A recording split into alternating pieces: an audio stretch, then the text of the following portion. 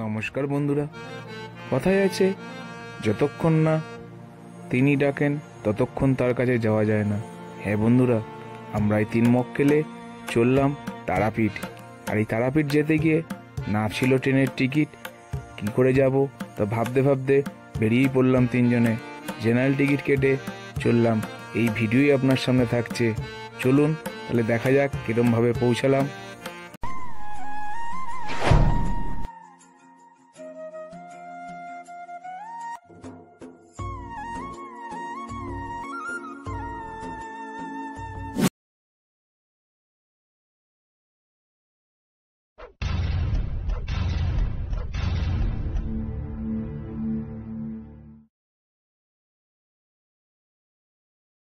নমস্কার বন্ধুরা, অনেক দিন ধরেই ভাবছিলাম তারামার কাছে যাব, কিন্তু কিছুতেই সময় হচ্ছিল না। কথায় বলে না, সে যদি না ডাকে যতই আপনি করুন যেতে পারবেন না। তো হঠাৎ বেরিয়ে পড়লাম 3 জন মিলে। ট্রেনের টিকিট নেই তো কি হয়েছে, সে যখন ডেকেছে সে সব জোগাড় করে দেবে। চলুন, হাওড়ার পথে আমরা বেরিয়ে পড়লাম 3 জনে। জেনারেল টিকিট কেটে সকালবেলা ট্রেন ধরতে বেরিয়ে পড়লাম। গিয়ে ট্রেনের সিটও পেয়ে গেলাম। আর এই জেনারেল বগিতে এই যাওয়ার অভিজ্ঞতা কিন্তু এই প্রথমবার। হ্যাঁ, তারাপীঠ এতবার গেছি, কিন্তু এরকম জেনারেল বগিতে কোনোদিনই যাইনি। তো চলুন, থাকুন আর দেখতে থাকুন কীরমভাবে আমরা তারাপীঠ পৌঁছালাম। জেনারেল টিকিটে যাওয়ার কি সুবিধা আর কি অসুবিধা সেগুলো তুলে ধরবো এই ভিডিওর মাধ্যমে। তাহলে দেখতে থাকুন এস4 সোমনাথ একদিনে তারাপীঠের এই ডায়েরিতে।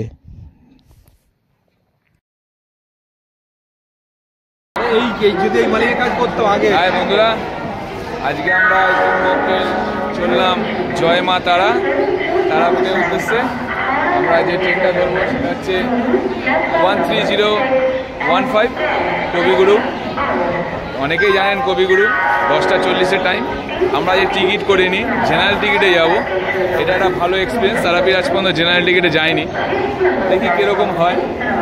থাকুন আমাদের সাথে। আর সবাইকে প্রজাতন্ত্র দিবসের শুভকামনা ও আন্তরিক অভিনন্দন। 75তম প্রজাতন্ত্র দিবসের আন্তরিক অভিনন্দন। চলুন আমরা যাই, ট্রেনে উঠে কী হবে সেগুলো দেখাবো। এই ট্রেনটাতে 7টা জেনারেল বগি আছে, তার মধ্যে 5টা সামনের দিকে, মানে যেদিকে যাবো আমরা সেই দিকে 5টা পড়বে, আর লাস্টের দিকে 2টো পড়বে। চলুন থাকুন আমার সাথে। আর এস4 সোমনাথ আবার নিয়ে আসছে আপনাদের জন্য নতুন আরেকটা ব্লগ।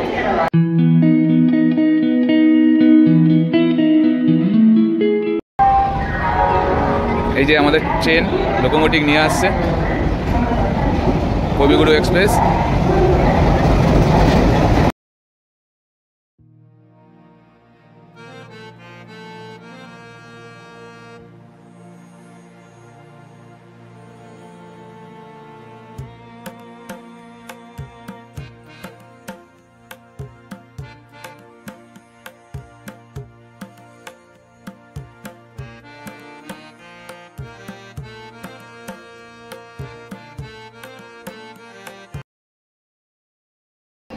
আমাদের হাওড়া কবিগুরু এক্সপ্রেস, হাওড়া থেকে 219 কিলোমিটার।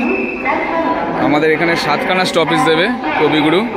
তার মধ্যে রয়েছে প্রথম ব্যান্ডেল, বর্ধমান, খুড়কা, বোলপুর শান্তিনিকেতন, প্রান্তিক, সাঁইথিয়া, তারপরে রামপুরহাট। 219 কিলোমিটার পথ কবিগুরু পার করবে।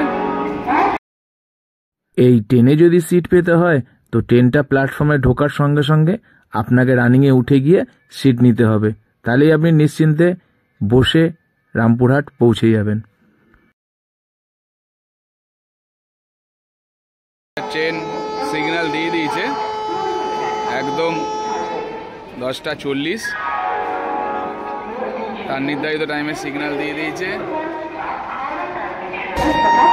চলুন জয় মা তারা নাম নিয়ে শুরু করলাম আজকে যাত্রা।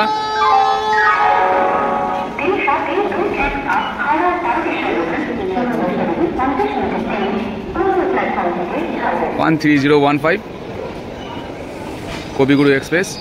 তার হাওড়া থেকে যাত্রা শুরু করলো। পিছনে কোনো যাত্রীর জন্য আটকে গেছে, তারা উঠছে লেডিস নিয়ে।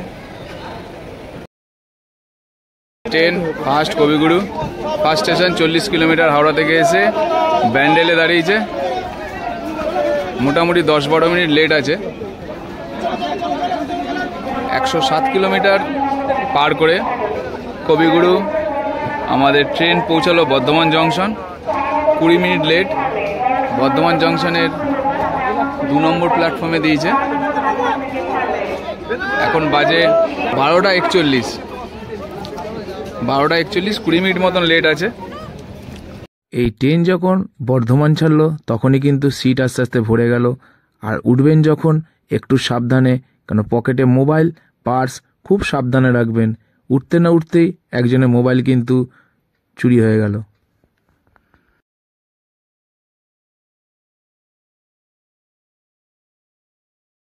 এই ট্রেনটি 3য় স্টেশন ঘুষকরা।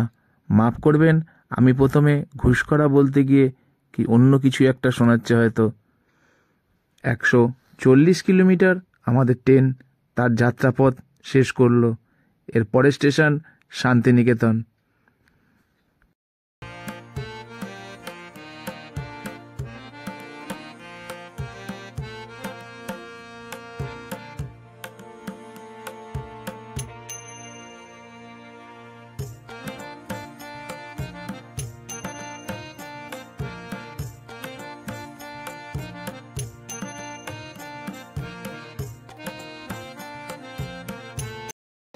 ওয়ান 159 কিলোমিটার চলে আসলো আমাদের বোলপুর শান্তিনিকেতন। এই বোলপুর শান্তিনিকেতন আমরা এবার ছেড়ে যাচ্ছি। ট্রেন পুরো অ্যাকুরেট টাইম চলছে, লেট নেই। 1 নম্বর প্ল্যাটফর্মে দিয়েছিল।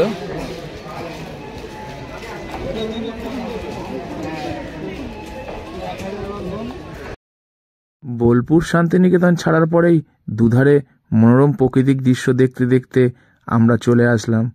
হ্যাঁ বন্ধুরা, চারিদিকে গ্রাম্য পরিবেশের এই সুন্দর প্রকৃতি দৃশ্য দেখতে দেখতেই আমরা পৌঁছে গেলাম আমাদের পরের ডেস্টিনি সাঁইথিয়া জংশন। 191 কিলোমিটার চলে আসলাম আমরা সাঁইথিয়া জংশন। আমাদের এক বন্ধুর বাড়ি এখানে। আর এই সাঁইথিয়া স্টেশনের ঠিক পাশেই মা নন্দিকিশোরী মন্দির, এটাও কিন্তু একটা সতীপীঠ। এই ট্রেনটায় কিন্তু খাওয়া দাওয়ার কোনো অসুবিধা নেই, এমনকি টয়লেটও কিন্তু খুব পরিষ্কার পরিচ্ছন্ন।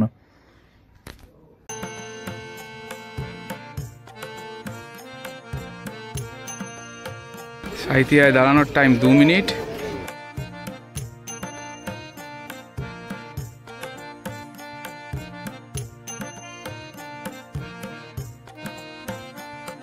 ডেলি 219 কিলোমিটার চলে আসলাম আমরা রামপুরহাট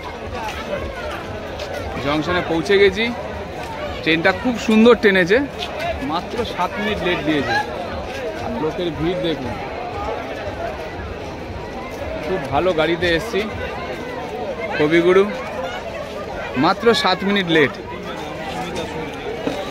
7 মিনিট লেটে আমরা পৌঁছে গেছি রামপুরহাট জংশন। এবার এখান থেকে সবাই জানে গিয়ে আমাদের অটো করতে হবে। অটো করে আমরা মন্দিরের দিকে আগাচ্ছি।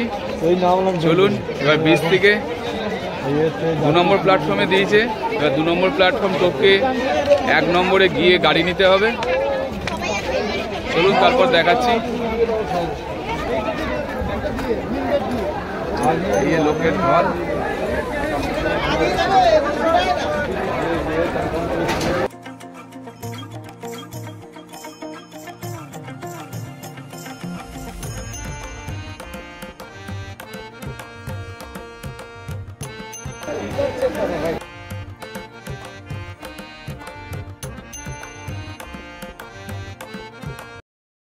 একটা 15, দুটো 35, 25। আর ওটা কোন পর্যন্ত? বর্ধমান পর্যন্ত? বর্ধমান। একটা শিয়ালদা, একটা বর্ধমান। শিয়ালদা কোনটা? গুড্ডা মেমো, একটা 15-তে। একটা 15তে শিয়ালদা। লোকালই তো? লোকাল। আচ্ছা, মানে রামপুরহাট লোকাল এটা নাকি? আমি এই নতুন ট্রেন টাইমিংটা আপনাদের দিয়ে দিলাম। কোন কোন দিন কোন কোন ট্রেন আছে। যদি পারেন আমি ফটোও দিয়ে দেবো, আবার পজ করে দেখে নিতে পারেন। আমরা রামপুরহাট বেরিয়ে গেছি। একটু আগে যেই ভদ্রলোককে জিজ্ঞেস করলাম দুটো ট্রেনের টাইমিং, এটা হচ্ছে রামপুরহাট থেকে লোকাল ট্রেনে শিয়ালদা আসার টাইম। যদি কেউ না টিকিট কেটে থাকেন বা জেনারেল টিকিটে আসবেন ভাবছেন, তাহলে কিন্তু এই ট্রেনগুলো ধরতে পারেন।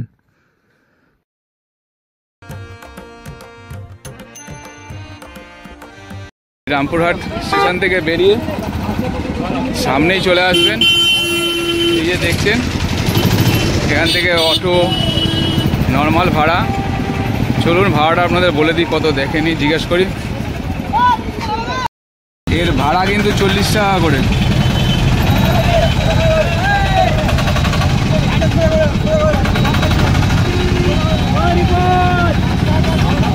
আমাদের কিন্তু হোটেল আমরা বুক করিনি, গিয়ে আমরা হোটেল বুক করব, করে তাড়াতাড়ি ফ্রেশ হয়ে আমরা মন্দিরের দিকে যাব, গিয়ে পুজোটাও দিয়ে নেব। কারণ কাল বহুত ভিড় হবে, এই জন্য আজকে আমরা পুজোটা সকাল সকাল গিয়ে দিয়েও দেবো। তো দেখুন আর থাকুন আমার সাথে, দেখতে থাকুন S4 সোমনাথকে। এবার আমরা যাচ্ছি পুজো দিতে। বিকালবেলা পুজোটা সেরে নিই, নাহলে কালকে বহুত ভিড় হবে, ওই জন্য পুজোটা এবেলা সেরে নিই। তো তাড়াহুড়োর মধ্যে আছি, চলুন মন্দিরের দিকে যাই। সব আমাদের পিছনে আসছে, দেখতে থাকুন। আমরা আর আমার পুজো দিতে যাচ্ছি। এই যে আমরা এবার মায়ের মন্দিরের দিকে চলে এসেছি, ঠিক আছে। এই মায়ের মন্দিরে উঠছি। জয় মা।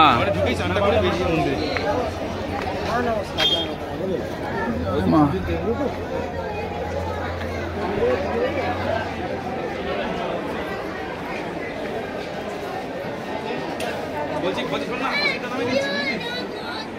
হ্যাঁ, জুতোটা রেখে দিই। এই মন্দিরের ঠিক উল্টো দিকে এইখানের বেদিটার পাশ দিকে এই যে ডালাঘর, এইখানে চলে আসবেন পুজো দিতে হলে। আমাদের যেহেতু চেনা পরিচিত পান্ডা আছে, প্রত্যেকবার আছে, তার কাছেই পুজো দিই। চলুন, স্টল নাম্বার 20। রানা কই গেল? এই স্টল নাম্বার 20 আমাদের পুরনো জায়গা। সব ভালো, কিন্তু এখানে একটাই বড় প্রবলেম, এই পুজো দিতে গিয়ে টাকার খেলা। হ্যাঁ বন্ধুরা, একটু ভেবেচিন্তে নিজেদের মতন করে পুজোটা দিয়ে নেবেন। আপনার পুরোহিত পারলে আপনাকে অনেকটা হেল্প করে দেবে, যেমন আমাদের পুরোহিত আমাদের কিছুটা হেল্প করেছিল, তার জন্য তাড়াতাড়ি পুজোটাও দিয়ে দিতে পারলাম। আমাদের পুজো দেওয়া হয়ে গেল, খুব ভালোভাবে পুজো দেওয়া হলো। আমাদের পান্ডা খুব সুন্দর মেকআপ করে দিয়েছে আমাদের, কিন্তু 500 টাকার লাইন, 1000 টাকার লাইনে ঢুকিয়েছে।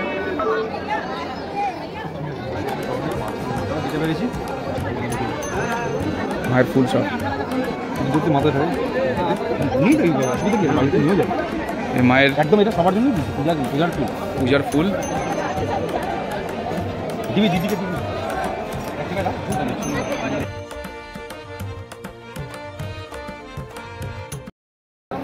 দরকার নেই। এবার আমরা ভোলে বাবার মন্দিরের দিকে যাচ্ছি, চলুন।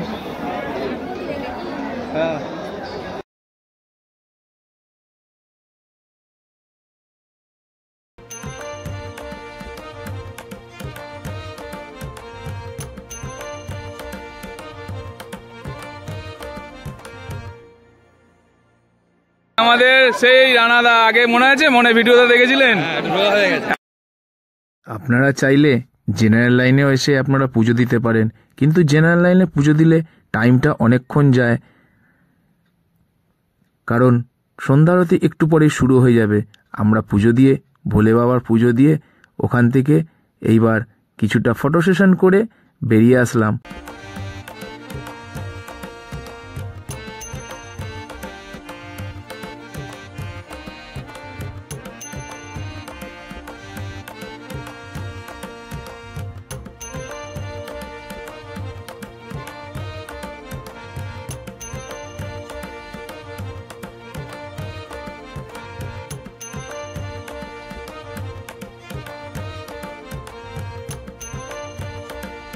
আমরা খুব সুন্দরভাবে পুজো দিয়ে দিলাম।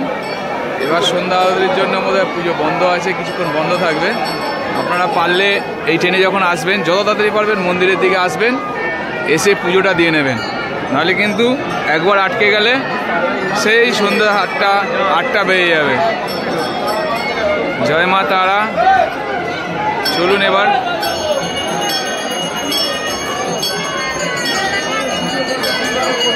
এই হচ্ছে জেনারেল লাইন, দেখতে পাচ্ছেন। এই দেখো জেনারেল লাইনটা কোথায় এসছে দেখো।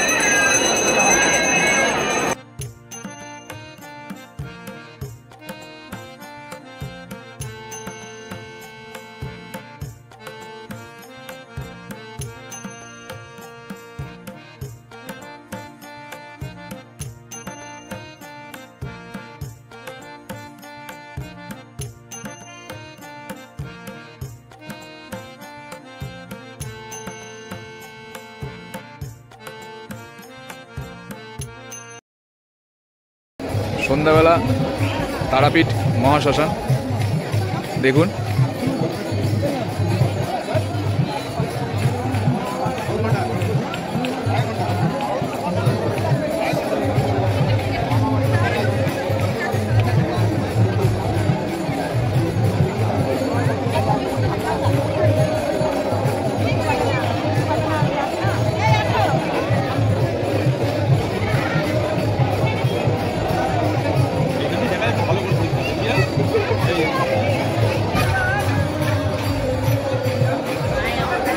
এই বামাখাপার বাবার সমাধি।